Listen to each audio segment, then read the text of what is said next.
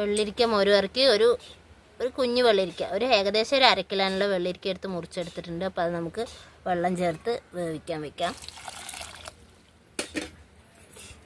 പൊടികൾ ചേർത്ത് കൊടുക്കാം. കറിക്ക് ആവശ്യത്തിനുള്ള ഉപ്പ്, ഒരു 1/2 സ്പൂൺ മഞ്ഞൾപ്പൊടി, 1 സ്പൂൺ മുളക് പൊടി ചേർത്ത് നമുക്ക് മൂടി വെച്ച് വേവിച്ചെടുക്കാം. അരപ്പ് തയ്യാറാക്കി എടുക്കാം. അതിന് നമ്മൾ 1 മുറി തേങ്ങ എടുത്തിട്ടുണ്ട്. പിന്നെ 1 ടീസ്പൂൺ ജീരകം, ചെറിയ ജീരകം, കുറച്ച് കാന്താരി മുളക് എടുത്തിട്ടുണ്ട്. അപ്പോൾ നമ്മൾ പഴുത്തെടുത്തിന് പച്ച എടുത്താലും മതി. അപ്പോൾ നമുക്കിത് അരച്ചെടുക്കാം. വെള്ളിരിക്ക വെന്തിട്ടുണ്ട്. നമുക്ക് അരപ്പ് ചേർത്ത് കൊടുക്കാം.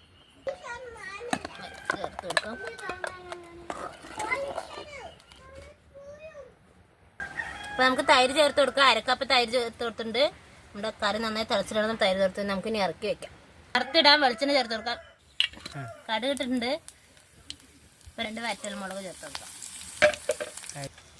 നമ്മുടെ കറി റെഡി ആയിട്ടുണ്ട്.